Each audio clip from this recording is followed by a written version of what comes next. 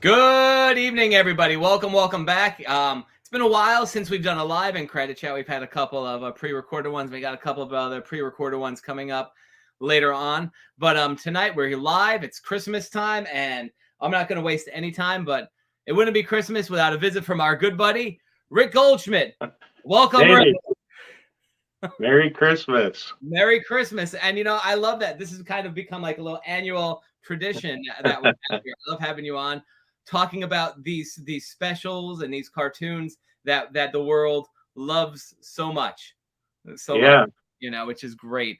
And again, for everybody who doesn't know Rick is the official historian of Rankin Bass. He's got a ton of great books. Some that are sold out, but if you go to miserbrothers.com, and I'll throw that up there in a minute, you can order any of these books, and I guess pre-order the books that are sold out so they can get them after Christmas. Right. Actually, they're coming in every day now, so I should have them this week.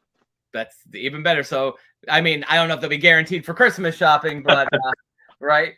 Right. Not guaranteed, but most likely they'll make it. Gotcha. So Rick, well, like I said, welcome once again. You know, I guess to start us off this year, something that's a little bit different to talk about is in the world of Rankin Bass. This year there were a couple of you know, big losses in that world. Right. You know, most recently Jules Bass, and then of course during the summertime was Paul Cocker Jr. So I guess we'll start with that. I know you were good friends with Paul, and I know you had a relationship with Jules. But tell us a little bit about Paul and his contribution to these great holiday cartoons. Well, Paul Cocker, he was a original gang of idiots from Mad Magazine, and simultaneously he did a lot of work for Hallmark greeting cards. Mm-hmm. And Arthur Rankin discovered him around the time they did The Wacky World of Mother Goose. Okay. In fact, Paul's artwork is on the cover of the record album by Epic. And when he found Paul Cocker, he had already been working with Jack Davis from Mad Magazine, too. Arthur Rankin hired him to design Mad Monster Party, the Willie McBean and his Magic Machine poster.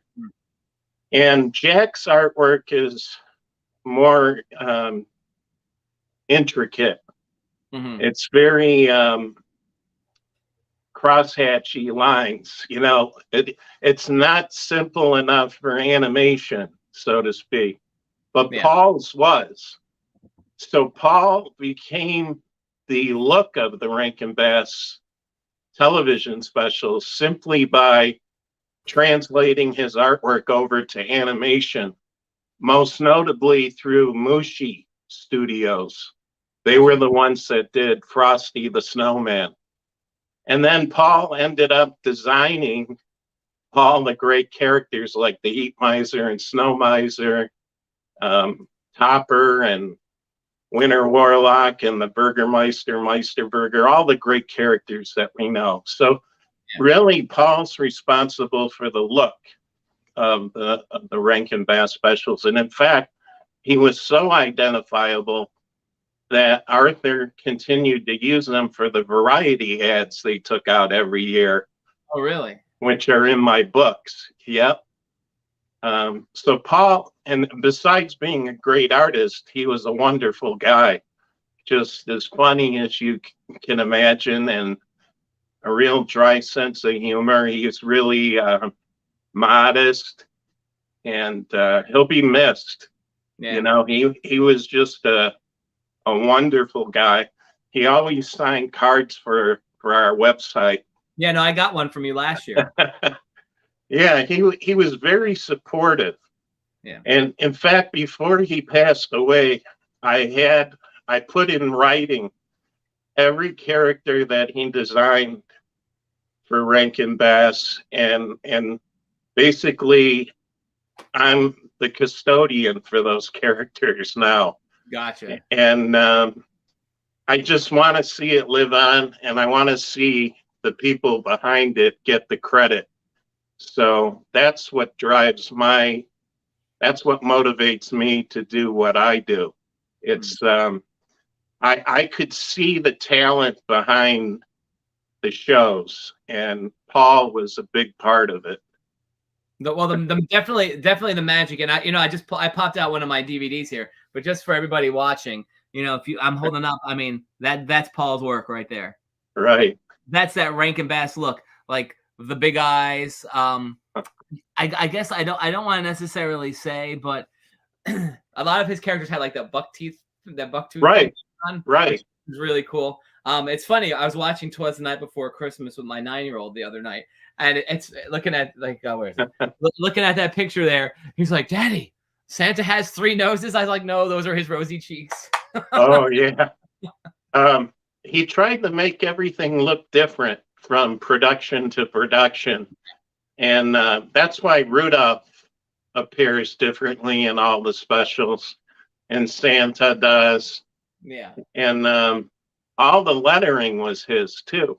Oh, really? In the credits, on the buildings, on the signs, and I started using that lettering. He often would say to me, why do you want me to draw Frosty? You could draw just as good as I could. He always wanted me to take over and do the lettering and the artwork, but you really can't capture his style. It was so unique. It didn't look like anybody else's artwork. Yeah. He used a Coquille pen for most of his career, and it has this broken line look to it. Nobody ever did that. Most people use brushes or markers or whatever. So he had a very distinct style. Well, let me ask you, just thinking about his style, right? And also the Rankin Bass, because like the Rankin Bass cartoons. One, and I know we've talked about this one before, but since we're talking about Paul in particular, because obviously he worked on this, was Christmas in July, right? Right. I mean, listen, people love it or hate it, but my question is, the looks that he created, like, and I mean, more noticeably for Frosty in particular. Was there any special way for Frosty to go from 2D animation to 3D? Like, I'm sure that must have been some kind of process bringing this traditionally cartoon. Not so much in his design work. The Japanese animators, they really took his art and streamlined it even more so for the puppets, for the animagic. So I don't see as much of Paul's work when it's in the puppet animation. Yes, some of the characters like Scratcher in that movie is very Paul Coker looking. I'm even thinking in Year Without a Santa Claus, I forget his name, but the little boy that meets Eggy. Mr. Klaus. The Japanese animators had a lot to do with the look too when it came to the animagic style. So you have to give them some credit too, because they changed things a little bit. But overall, still, the look of the Rankin Bass specials, Paul Coker makes up most of it. Jack Davis had a hand in it too, but not in too many of the specials. It was mostly Paul. Yeah. I just got a comment here. Mike Riley says, Rick is the best. Thank you for saying that. Well, thank him. I guess with his look too, like you mentioned the Christmas card, he worked for a Hallmark. I mean, you see that original Frosty and that opening, and that was made in 69, right? Right. And I mean, you look at that cartoon and the colors are vibrant, the animation is solid. It doesn't look like a cartoon that was necessarily made in 1969. I guess that was a lot attributed to his art style as well. Right. And that Mushi Studios really captured his work better than Toei, Gotcha. which did some of the early like Mouse on the Mayflower and Cricket on the Heart. Gotcha. Moochie was even better at capturing Paul's style. Gotcha. And Paul, you know, he was a 2D artist. So Arthur Rankin wanted a Christmas card look for Frosty, and he chose the right guy. You know, it does look like a Christmas card come to life. Yeah. I mean, and certainly I would say Frosty is, if you look at the Rankin Bass world, that's probably his legacy is the Frosty cartoons. Definitely. He said when he would tell people he worked on Frosty, their ears would perk open, and all of a sudden they'd be really interested in his career, where they weren't so much with, you know, the Mad Magazine and the Hallmark stuff. The shows were so iconic. It was like, you know, he was a god that created something out of Christmas that everybody knows. Yeah. You know, it's fun. It's funny. We're sitting here, we're talking. Oh, we got a couple of questions. Oh, wow. We got a handful of questions coming in here now. So first, we'll start with the first one. You know, so we're sitting here talking about Paul, and I definitely want to talk about Jules as well. But Michael Riley wants to know, outside of Paul and Jules, who we lost this year, who else is still alive from the Rankin Bass era? You know, I was thinking about that. I keep trying to reach Bill Giles. We talked at Christmas time. He was the engineer, the sound engineer on Rudolph and the King Kong show and so forth, and I can't reach him. I don't know what happened, but hopefully he didn't pass away too. But there's very few people left right now. There's a couple of voice actors from Rudolph. Corinne Conley, I believe, is still around. And I think Carl Banis is still living. He was the foreman elf. Oh, wow. And who was the woman you mentioned? Who was she in Rudolph? Corinne Conley, she was the voice of the Misfit Girl doll. And wow. one or two of the other characters, but I've never had any contact with her. I just was aware of her because she was in a few things that I was in, like an episode of 2020 on ABC. So anyway, there's not many people left, unfortunately. And Jules was a big one, obviously. But the funny thing is, when the obituaries started to break, a lot of the people who wrote them, they didn't even bother to contact me, and they got everything wrong.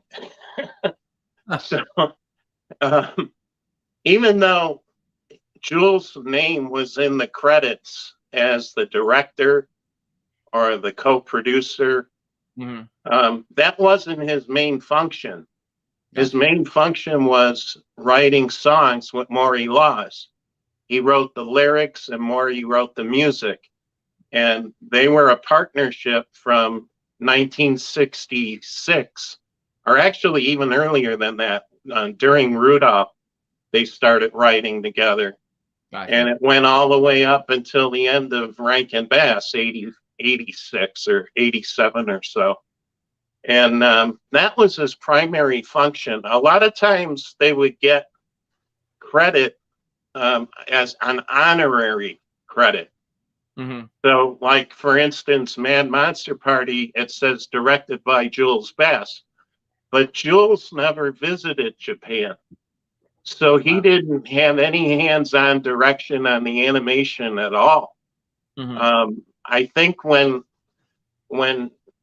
more work was done by Jules rather than Arthur, then he would earn that credit, you know, even though he wasn't an actual director. So in a lot of the obituaries, they were saying Jules Bass, who directed this and produced that, you know, and it wasn't really what his function was in Rankin Bass Productions. And then I was super close with Arthur. Yeah. We were very, very close. And Jules was very, I don't want to say anti-social, but he wasn't very outgoing. He was very private. So when I first started working on all these things, Arthur would tell me that Jules, he liked the things that I was sending. In fact, I painted a lot of resin figures for them long before there were any toys on the market. Yeah. And he would write me notes and thank me for that. And Arthur would tell me that he likes that I'm promoting his books and this and that. But he never really wanted to be interviewed. Interesting. A lot of people probably don't understand that, but he didn't want to talk about Rankin Bass Productions. And I did interview him for a long time on the phone one time. And then he wrote me a letter and said that he preferred that I only talk to Arthur and that I would respect his wishes and so forth. So when Arthur passed away, I started asking a lot of questions to his family and friends in Bermuda about Jules. Yeah. What's the deal with Jules, And Arthur's secretary, Barbara Adams, who famously took home the Rudolph puppets that everybody writes about, she told me that she offered her friendship both to Arthur and Jules. Arthur took it, Jules didn't. And it became apparent to me that if you were close to Arthur, you couldn't be close to Jules. That's interesting. He kind of resented the relationships that Arthur had with other people. Yeah. It's just the way he was, It isn't that he was any less talented. It's just that he was a very private person. I mean, certainly with again, that Rankin Bass name, that's synonymous with Christmas, Right. I mean, with some other things too, but I mean, that's what they're best known for. So I'm sure all through his life, people commented to him, so even when he wasn't doing things related to his work, it's still right. Exactly. And another thing people don't know, and it wasn't written in any of these obituaries, but I helped with a couple that came later that were more detailed. Arthur started the company. He was the sole CEO of Videocraft International. He brought Jules in as a friend. In fact, Jules' first credit was not as co-producer. He was in charge of the finances. Really? So he wasn't an equal partner for a long, long time. It wasn't until after Rudolph that he started becoming more of an equal partner. Arthur always was the CEO, and I think he resented that a little bit too, from what his son told me, Todd. Yeah. He wanted it to be Bass Rankin, but it was already etched in stone that Arthur started the whole thing, so he was going to always be the top guy. That's interesting. You were mentioning music and Jules' part with the music. Mel Blanc 2022, interesting name. He asks, does Rick think we'll get an official Rudolph soundtrack with all the music from the special? The Bumble music is menacing. And I know, again, we've talked about this before. Rudolph has been chopped up and re-chopped up and edited 50 billion times. Right. And never done right to this day. And a lot of politics got involved when Universal took it over, because the producer of the Blu-rays and DVDs in 2018 or 2019, I forget what year it was. Yeah. He wanted me to work with him hand in hand, put everything together, do it right. It's only going to be done right once. Let's get this done right. Let's put all the extras in. Let's do it all right. And I was excited. I called everyone that was still living. I called Don Duga. I called Maury Laws. I called everyone. Mm-hmm. And then they wrecked the whole thing. It's just what happens in Hollywood today. They let people that don't know what they're doing tell them what to do. And it just got wrecked. And I was like in shock, you know? So to answer his question about the soundtrack, I don't know, because so far, very few companies have done things right. Now, I will say King O'Lorber. The Rudolph, I guess, license has passed through so many home video companies over the years too. And a lot of them aren't the right ones either. The people who should be getting credit and the money aren't. And that may change one day. Because look at the Marvel universe. Yeah. You know, look at Jack Kirby and Stan Lee. They created everything. But for a long time, they weren't getting the money. You know, they had to sue. In fact, Jack Kirby's estate hired the Superman lawyers. And I've been in touch with that lawyer, too. So the Rankin Bass universe was created by who? Romeo Muller, who wrote everything, and then Romeo with either Tony Peters for Rudolph or Paul Coker for most of the rest of it. Santa Claus is Coming to Town, The Year Without a Santa Claus. Now, those people are the ones who should be getting the rewards and the credit, but they're not. Yeah. So that's another passion of mine, to make sure that the right people, the right parties get credit and the money from it too. Now you mentioned, because you were saying, I guess I was having this conversation with some other folks recently too. So Universal, I guess, owns the rights to the majority of all these, because I know Warner Brothers has stuff, Universal has stuff. Like, where does it all fall? It's kind of split between Universal and Warner Brothers, but when you're talking about character rights, that doesn't necessarily mean they have the rights to the characters. Yeah. Which, you know, they act like they do, but that doesn't necessarily mean that. So a lot of things are in the wrong hands right now, and I'd like to see them get in the right hands. And you know, things like that soundtrack come out with all the extras, because I like that music for the Bumble too. And I'd like to see it come out. I've been talking about that since the very beginning. Arthur told some of the companies that you're letting the wrong people do what they're doing. Yeah. You know, they had nothing to do with the creation of the characters, and they didn't listen to them. Well, I mean, I guess the perfect example of that is, I mean, and we're sitting here talking about Paul, is Frosty the Snowman. So right. I mean, you had the original Jimmy Durante Frosty.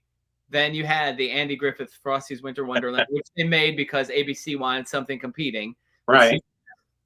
Then, of course, there's that I mean, I don't want to say it's a horrible abomination, but the way that they package it is Frosty Returns, when it's really nothing to even do with the original Frosty at all. At least Winter Wonderland is, you have Jackie Vernon, you have the narration, it ties into the Rankin Bass universe. So Frosty Returns, Bill Melendez, completely different thing. And then just this year, again, my son, big onto Frosty, we picked, and this is the first time I ever watched it, was The Legend of Frosty the Snowman, which someone said it's horrible.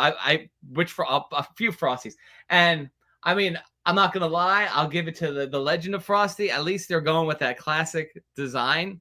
Like he looks pretty close to the original Frosty with the hat. But the movie was terrible. Terrible.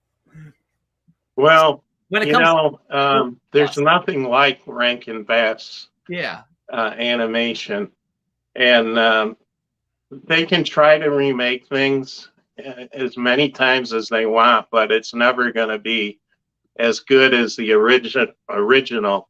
So I don't know what to say about that. You know, it's like like how like the decorations, like whether it be as Christmas stocking, the inflatables, like where is all that? Is it coming from Universal? Is it coming from like, it's because there's all like these mixed It's designs. coming from a lot of different places that it shouldn't be. Yeah. Romeo Muller created Hermey the dentist, Yep. the Bumble, Yukon Cornelius, everything we know about Rudolph, he created it. Not Robert May, who wrote the original book, not Johnny Marks, who wrote the songs. He didn't create the characters. So it's a mess right now. But one day I'd like to see it all get straightened out, because, the original creators deserve that. That's their legacy. And the almighty dollar isn't what they had in mind when they created these characters. No, and certainly just like from a storytelling point of view, because like I said, I brought up that Frosty thing, and Mike O'Reilly says too much merchandise, just like Christmas Story. And then right. Like I like Frosty movie with June Foray. That's a whole other story. But like you're mentioning Hermey and Yukon and all that. Like then they did this movie years ago, which was a Good Times Video, and I mean done in the classic look, but computer wise, and the voices weren't horrible. But I watching this, I'm like, Billy Richards and Paul Soles are still alive. Why didn't they use them at that time? That made no sense. Well, Billy Richards was a good friend of mine, and she could still do the voice all the way up to the very end. Yeah. She had a stroke, and she could still do a little bit of the voice. So, at first she didn't want to talk about Rudolph. Mm-hmm. She felt like Rankin Bass ripped her off in a way. Yeah. But then she really warmed up to it, and a lot of the people did. Yeah. That were involved. So. Interesting. Talking about voice actors. Sarah Jean wants to know, and I know the whole June Foray story, how they replaced her with the girl from The Miracle on 34th Street. Right. But there were a lot of other voice. I mean, you had Billy Richards, Paul Soles, Paul Frees did a lot of the Rankin Bass films. I guess I'm just thinking some more of the mainstream people, like obviously June. Don Messick was probably in a lot of those. Yeah, he signed a bunch of cards for me before he passed away. Gotcha. Rankin Bass cards, and you're right, his voice was featured in a lot of them. Paul Frees was very close to Arthur, mm-hmm. And in fact, Arthur supposedly introduced Paul to one of his wives. And he told a friend of mine that the only two people he would get on a plane for were Arthur Rankin and Jay Ward. So he really cared about Arthur, and Arthur cared about him. So that's why they used him so much. And June Foray was kind of, she went together with Paul Frees. Gotcha. Jay Ward. They played the little drummer boy's parents. I just got this in the mail today. I wrote an article about the little drummer boy for the Retro Fan magazine. Mm-hmm. And I got to interview Teddy Eccles, who was the voice of Aaron. And it's a funny story about that is I was friends with Dick Beals, who did the voice of Speedy Alka-Seltzer. And when Dick Beals wrote his book, he remembered every little detail of his whole career. He worked with Charles Schultz and directed some of the Peanuts actors. He worked with Hanna-Barbera on a million different things. He was Buzz Conroy and Frankenstein Jr. and all this stuff. But he had forgotten he did some work for Rankin Bass, and we never talked about it. And at some point, we figured out he did the song, Why Can't the Animals Smile? He would loop voices for child actors who couldn't sing. Bobby Rhea was another one in Jack and the Beanstalk for Hanna-Barbera. So when I interviewed Teddy, he was like, they gave him a tape of the song, Why Can't the Animals Smile? And Arthur asked them to rehearse it. And then they were going to bring him back to the studio. Well, he couldn't sing. In fact, he told me he sang so bad that on the Lucy show, in the Christmas episode, The Choir Master, Lucy personally told him not to sing, just mouth the song. Don't sing. So he knew he couldn't sing. So his agent told Arthur that he got a part in Cold Blood, which he did, and he couldn't come back to sing the song. So when Teddy finally saw the Dick Beals song, he was so happy that he felt like he nailed it. He captured his voice and made him look good. And he was happy about that. So it's funny that Dick Beals forgot about that because he remembered everything, every little thing about his career. That's funny. We have another question here from Mel Blank 222. And I didn't even know about this existing. He wants to know, what did you think of the Rudolph 4D short film with puppets for SeaWorld? And he didn't care for the look of the puppets, but there's also, isn't there like a Broadway or an off-Broadway live production of Rudolph that's going around too? Yeah, to me personally, those are like nightmare productions, versions of the stuff. All the pictures I've seen, all the clips I've seen, I don't like them at all. They don't capture what was special about Rankin Bass. And they don't credit Romeo Muller, even though they're following his story to a T. So I think those things are horrible, and they really need to be stopped. Some people say they enjoy them and they love them and they take their family and this and that. I look at it and I'm like, this is not what Rankin Bass was all about. This has none of the look, none of the style, none of the qualities that the television special has. So I don't know why they're doing it or why people go to it, or I don't understand it at all, unfortunately. And again, it's another one of those things, like Mike was saying, just too much merchandise, and you were saying too many hands. So I'm just saying, because they have this thing at SeaWorld, which is owned by Universal Parks. And I guess Rudolph and Clarice, you can meet them at Sesame Place. I'm assuming you're probably going to meet them at SeaWorld too, which are all like part of that Busch Gardens, SeaWorld thing. Right. And Universal owns. So yeah, like that's really a hot mess of these characters. Like, yeah, I hate to say it's like whoring out the characters, but it's not right. The right people aren't getting credit or the money. And, it's very shady. Let's put it that way. And unfortunately, so many, obviously, like we're sitting here talking about people have passed. A lot of the people that worked on these shows are not even around to, plead their case anymore either, which is unfortunate.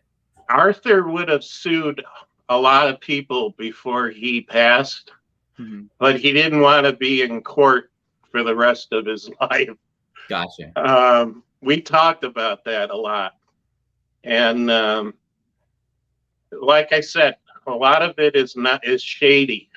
And it really needs to be reined in. And maybe that Superman lawyer's the guy to do it.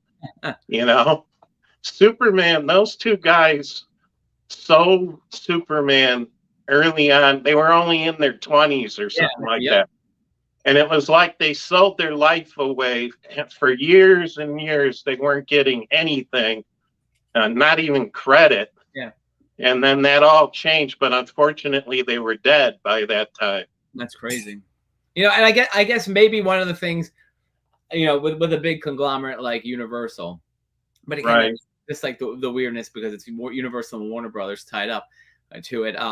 You would think maybe at some point, like they, and then not that we necessarily need to do a reboot, but if they kind of like got everything in order, did some kind of reboot, that would maybe rein some of those licensing things in. Well, let me tell you this story.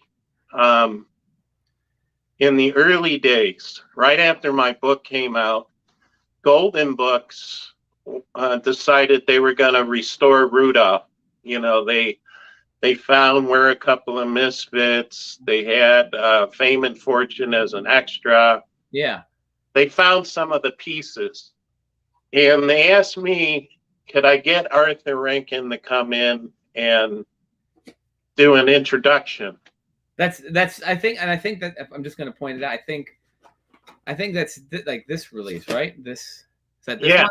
It's this release. One. And that's my photo on the cover.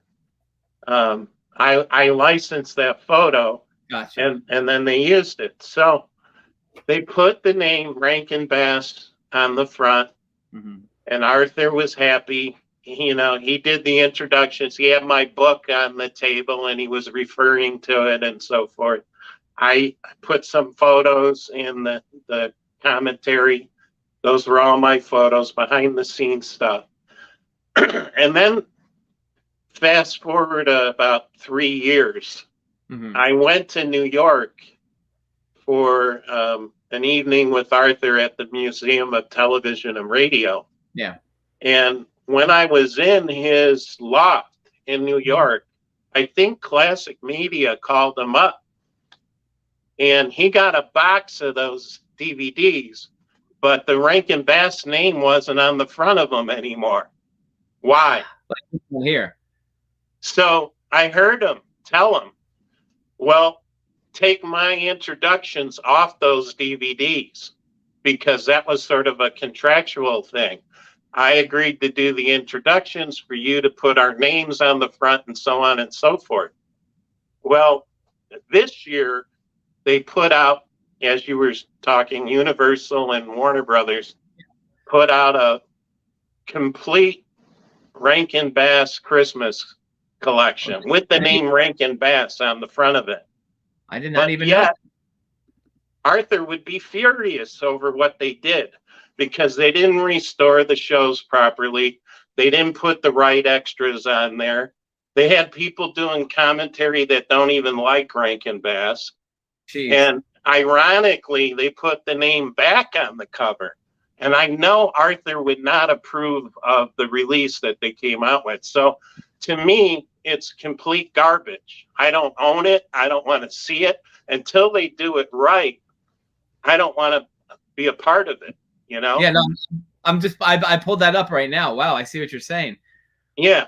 And then they put out some 4K issues, and they don't even have the print qualities to do a 4K. So I don't know what they put out on those. I bought the Little Drummer Boy on Blu-ray a couple years ago, and in the middle of the scenes, it was fading to black. Oh, and I thought, what in the hell who did they hire to do this? And then when they put out Here Comes Peter Cottontail on Blu-ray, Universal did it. It was missing about 10 minutes of the special.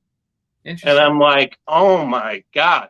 I bought a bunch of them. I took them all back to the store. It was like, who the hell is doing this stuff? But, you know, I think the real fans know when something is just being done for a cash grab. Yeah. And these were certainly done as a cash grab and nothing more. It doesn't have any content of any value whatsoever. I mean, I'm just looking at this here. I mean, I think the idea behind this complete collection of Rankin Bass, I think that's great. But like you said, if they're going to do something this elaborate and deep, like they really need to like have the real copies, you know, and the full. Right. Now I did commentary for Kino Lorber for the Daydreamer. Yeah. And I just got asked to do the Australian Blu-ray for Mad Monster Party. So there are companies that want to do things right. Yeah. But unfortunately, the mass media, the ones that are in the Targets and the Walmarts and everything, the stuff is junk, and people don't know it, that are just, average, not the diehard Rankin Bass fans. So they have no clue what should be on there and what shouldn't be. Yeah. Um, I mean, I guess this whole interesting world that we're living in now too. None of these. I mean, and I want to say, thankfully, none of these shows are really streaming anywhere, are they? Not really. Not that I know of. But I'm not a streamer. Yeah. I buy Blu-rays and DVDs, and that's all I watch. I don't watch streaming, so I don't know why streaming is so popular, other than I guess the newer generations don't care about material things so much. But no, I mean, I think it's a good thing. Rudolph is not something that you should be able to like pop onto Netflix. Like, not for nothing, I think, and outside the Rankin Bass world, take for example the Peanuts, the Charlie Brown Christmas, right? That used to be a holiday staple. The only way to watch it now is that if you have Apple TV. Right. I'm wondering. I'm very, very seriously wondering if the reason that Peanuts disappeared from all the networks is, Linus reciting the Bible was, at the time, they talked about that. Melendez and the other producer were saying that they didn't quite think that was a good idea, and Schultz said, no, I'm going to put that in. And I wonder if they pulled it because of that, and then they pulled everything else because of that too. Because look at the Little Drummer Boy. That was a staple on NBC for years, and then all of a sudden it disappeared. They were showing that on MeTV at 4 a.m. one year. It really went to be an obscure special instead of, a primetime extravaganza. And it really is what Christmas is all about, which is a strange thing about it. But well, and just talking about like all that, like, so Rudolph gets their airplay on CBS, and then the Frosties, and I think ABC has Santa Claus is coming to town. But outside of that, the variety of holiday specials, even older, I mean, you really don't get anything new anymore. Right. But the older stuff, that, like you said, doesn't get the airplay that it used to get. Right. Which a shame. And I know the new generations, the only way that they're introduced to it is by their parents. Yeah. Their friends aren't talking about it and telling them tonight. Yeah. So it's difficult. But I could tell you this. I've been doing this for over 30 years now, and my sales were stronger this year than ever. Mm-hmm. I think that people just, whether it's depression or the way of the world right now, they want to escape to that childhood. Yeah. And Rankin Bass is like the purest way to do that. Yeah. So I've been fortunate I don't see a decline in interest. I see a much stronger fan base now than I ever did. Yeah. Well, I mean, and again, these characters are here, and I mean, certainly the main three, and I think people, I think with anything, those are your entry level things. Rudolph, Frosty, and Santa Claus is coming to town, and then you like those. And again, especially in our world today of the internet, you do a little, when did this come out? And you do a little digging, and then you realize, oh, wow, there's more, Well, the year without a Santa Claus this year started airing on TNT and TBS like way before Thanksgiving. Oh, wow. And that's a big one to draw people in. Because of the Heatmiser and Snowmiser, they're so, as Maury Law said, they're so boisterous and braggarts. So that kind of fits in with a lot of personalities of today. So they're always going to be a strong recognition for Rankin Bass too. And it's funny you mentioned that special in particular, because I remember growing up, that was always around, but for a while it seemed to have gone away. It had gone away for a while, and people like all of a sudden out of nowhere, probably like in the mid to late 90s, were like, oh wow, this was a thing. And then all of a sudden it came from obscurity and then back into like our general population culture again. Yeah, one year they put it on CBS. Yeah. And then it moved to, I don't know, Freeform and some of these other. And then AMC started doing marathons where they were calling it Rankin Bass Marathon. Yeah. And in fact, they were going to have me on, but that never came through. It's like I'm always waiting for things to be done right. Yeah. But I don't know that either the people in charge aren't smart enough to see how it's done right, or they're told not to for whatever reason. It's just it bugs me, but at least my books were done right, and I continue to talk about these things. Yeah. I've been saying they should restore Rudolph since the very beginning. And in fact, they haven't shown the Peppermint Mine sequence since 1964. Yeah. It hasn't been on network television. It's been on Freeform, but not on CBS. And as you said, the CBS airing is so chopped up and horribly edited. It's mind-boggling how bad it is. Well, I think a big part of that too is at this point now, advertising space takes up so much. Like, right. I think probably if they were to restore Rudolph and try and show it in its classic form, they probably would need like a solid hour and a half to really do it that right. Way. And this year, a Christmas present came to me out of the blue. I was looking for in 1962, Tony Peters designed General Electric commercials for Rankin Bass. Okay. And Maury Laws did the music. And I've been trying to find one of those commercials for the longest time, and one popped up on YouTube, courtesy of Ira Gallen. And he put it under General Electric Holiday Appliances. And that really was the genesis of Rudolph.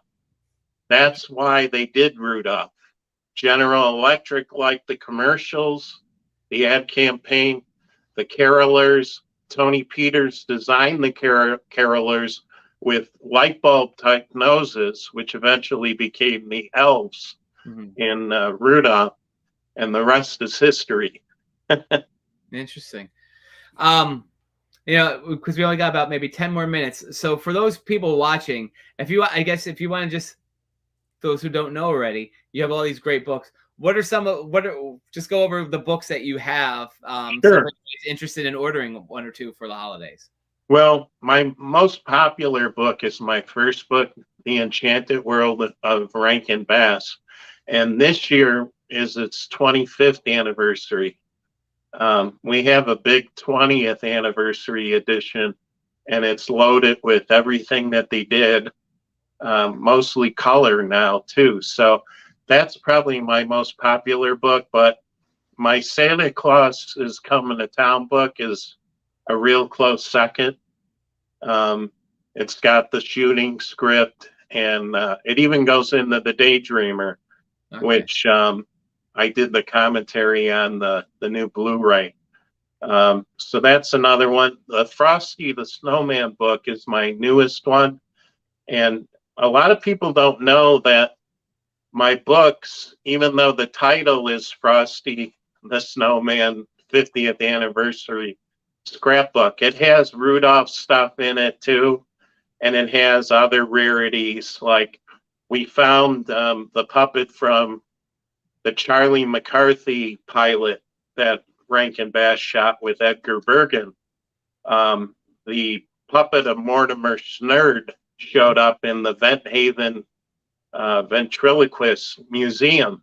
Mm-hmm. So I put some really nice pictures of that puppet in the book. And, I try to put updates on the puppets in all of my books. Yeah. And all the little tidbits of things because I'm always learning. You mentioned earlier about the fact that June Foray voiced Karen in Frosty. Well, I thought that never reached the airwaves. Mm-hmm. It's on the record album, but I never saw a network print from 69 to 73. But most recently, I discovered that the reason they got Susan Davidson in 73 was that Macy's, the Miracle on 34th Street, that was a CBS production. So for some reason, some executive at CBS said, let's try her for Karen, and they switched it. Now, Arthur Rankin didn't remember that. Yeah. Nobody did, not even Maury Laws, who worked with the voice actors for the music and the soundtrack. So I had to kind of piece that story together. It didn't make any sense to me. So things like that, I'm learning all the time. And in the newer books, I put things like that in there. In Santa Claus is Coming to Town, there were a couple of years that they changed the soundtrack from Topper to Waddles. And a lot of people ask, why was that? Do you remember Waddles? Do you remember why? I think what happened was Topper was a famous character in radio, television, and the movies. And possibly his owner of that, the character Topper threatened a lawsuit. That's interesting. And then they had to change it just for a few years. They might have even settled that out of court. I don't know. But nobody remembered that. Nobody remembered why. Yeah. I had to kind of figure it out. Let me ask you a question. So you said that because the record album of Frosty has June Foray's recording. Right. And Tony, I'm going to get to your question too. He asked a question about Nightmare. 'Twas the Night Before Christmas. Because I have the album to 'Twas the Night Before Christmas, and I mean it's the show on vinyl, right? Right. Could you take the Frosty record with June Foray's recording, turn your sound off on your TV, and would that sync up with the actual cartoon? With a little bit of technical modification, because I know at the end of side one, when Hinkle is on the train, I hear a few seconds more of the music on the record than I do in the special. So you can do that, and that's something I wanted to do with a Blu-ray release. It would be the smart thing to do. June Foray and I became really close friends for a long, long time. In fact, she even had Phil Kay, who was a sound engineer on Rankin Bass specials, call me up. She used to tell people about me and my books, and she never knew why they replaced her. She couldn't remember. She had no idea why they changed the voice. She wasn't angry. She had no recollection of it whatsoever. So it's like I had to kind of figure it out. Even when you go to the source, sometimes the source doesn't know why they did what they did. Yeah. Really weird. So Tony wanted to know, and I mean, we know the answer to, I mean, I guess it's on that collection, but he wanted to know about 'Twas the Night Before Christmas with George Gobel and Joel Grey. It is on DVD. He wanted to know if it's released on DVD. It's on DVD with the one of those collections, a couple of the collections, but it's also on, and I guess you could still get it, the Frosty's Winter Wonderland DVD. It's one of the extra features, And they made a Blu-ray of it too, which Oh, is did pretty good. It doesn't have any extras on it, which I don't know why they wouldn't want to put extras on there. I'm sure I have some extras, and it is one of the very best specials, mostly because of the soundtrack. It's so good. Oh my God, Um, that's like my favorite one. I mean, Joel Gray's still around, so they could talk to him about it. right. I Oh, saw Joel Gray did a Instagram with um, Martin or Sid Croft, yeah. and he still was with it. And in fact, I've been watching Joel Gray. He's in a few of the Lawman episodes, and Yeah. I didn't realize how small he was. He was I saw like he's about the size of a boy. Um, so he played a really good character in the Lawman TV series, and super talented. Just an amazing talent. Rankin Bass really knew how to select talent. It wasn't just for marquee value, it was for the quality. yeah. And Jules Bass, he always wanted to do Broadway. Mm. And I think he was a big part of the reason why 'Twas the Night Before Christmas turned out to be sort of like a Broadway musical in an animated special. Yeah. You know, that was probably the closest they came to being like a flat out Broadway. Yeah. And again, that's I think by far I love all of them, but Tony, who asked this question, that's one of my all-time favorites. It's something I watch every Christmas Eve. I watched it with my son this past weekend, but I'll watch it again Christmas Eve. Right. With the music, I mean, it's whatever 25 minutes, but it goes by really, really fast just because. Right. I do the same thing. I watch it more than once every year. And it's one of those shows that one of those specials that kind of got lost in the mix. Like I know it used to be on CBS all the time, and then it's kind of just right. And it actually followed Frosty, and really? it would be a much, much better selection than Frosty Returns. Jesus Christ! And again, I was reading articles about that today, and I think the public is onto it as well. That I think finally after, and again, not knocking John Goodman or Lorne Michaels or anything, but it's not a sequel. There's no heart there. No, and it doesn't have to do with Christmas. It's just like right. Let there be snow. And I don't know why CBS continues to package that. I bring out one of those other classics. I think it would be a much stronger thing. I was told when I first started doing all of this that the ratings were better on Frosty Returns than they were on Frosty. Really?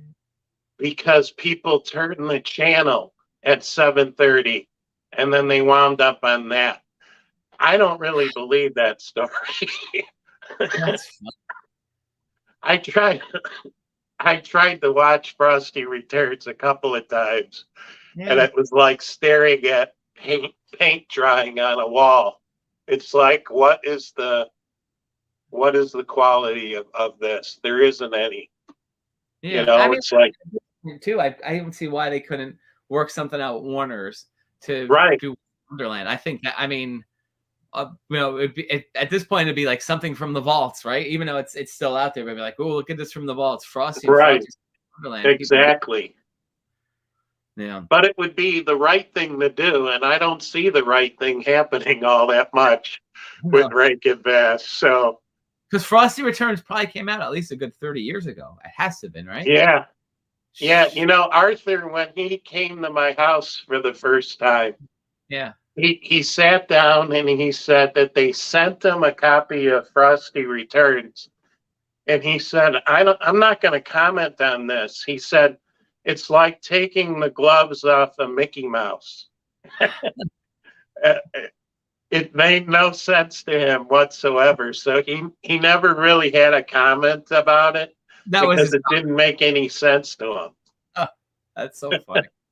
So, but I mean, the world of Rankin Bass is phenomenal. And again, just another sequel, which wasn't horrible. I just picked it up and I'm gonna rewatch it. Is the Miser Brothers Christmas. Oh, and you had George Irving and Mickey Rooney again. Mickey Rooney, somebody he carried into that, but I mean, they utilized him several times as Santa. right, and he was perfect for Santa. Maury Laws always said his favorite things were the things Mickey worked on. Gotcha.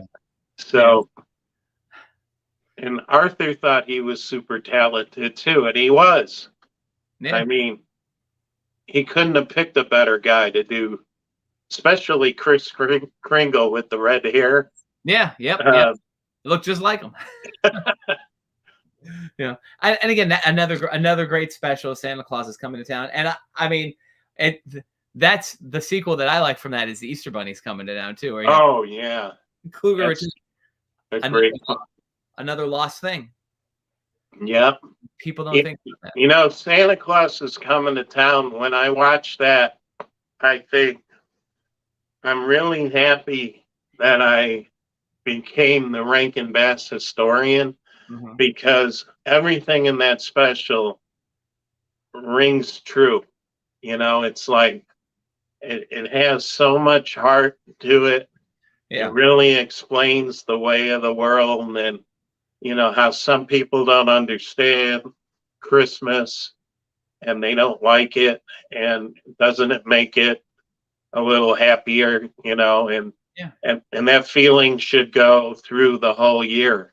Yeah. And I think it really put everything into that hour special that you can't manufacture. You can't just try to put all those ingredients together and come out with a winner. But they did, luckily. And it makes me proud to be a part of the Rankin Bass history. Yeah, no, perfectly said. What's this? Tony wrote, Mickey Rooney doesn't get his due. He was convincing in nearly everything he did. Musicals, gangster movies, even that classic TV show he did, written by Rod Serling with Mel Torme. So, right. Mickey Rooney was a great actor. Absolutely. A close friend of mine who worked in the TV industry, he's a producer on the news. Yeah. When he went to visit Mickey, he brought him the laser disc of Santa Claus is coming to town, and Mickey took him aside and said, I almost didn't do that special because it wasn't a lot of money, and I felt like it was a step down and whatever. But then he realized how magical it was and such a huge part of his career that he was really glad he did it. So I thought that was interesting because I never heard that before. Yeah. That he almost didn't do it. He didn't want to. It was kind of like a step down for him. Mm. but he said Mickey was almost Archie Bunker. But that's the thing. And again, it goes for all the people that were in these shows and all the people that worked on these shows too. All these people were in so many things, and I use Mickey for example. Mickey's been in so many different things, but I mean, this is the one role that's going to have his longevity, because that's going to air every holiday season, right? So always see him as Santa Claus, even if that's generations to come, young people, if that's their exposure to Mickey Rooney, that his legacy, his name lives on in that character. A surprising thing happened to me when my first book came out, my first couple books. Yeah. I was always a huge Honeymooners fan, from the time I was 6. Yeah. And Art Carney loved my book so much that he kept calling me up, telling me how wonderful the books were and what Rankin Bass meant to him. Now, he was only in the Leprechaun's Christmas Gold, but that made him a hero to his, I guess, grandchildren and maybe their grandchildren. I don't know. He had a large family, but he was really complimentary of Rankin Bass and my books, and that was like a huge legend for me to be able to be friends with Art Carney. Yeah. It's the legacy of the people and these shows. That's right. That's the most important thing. And again, we have you keeping the spirit alive along with them airing on TV, which I think is fantastic. Yeah, I want to see the flame continue. Just because the shows, the word animagic was a good choice, because there's a lot of magic in these specials, and you can't even define it. It's just they become part of our holiday, and that's how they're going to be for the rest of our lives. They're as important as the Christmas tree and the wreath. So these characters will outlive all of us. 110%. Right, exactly.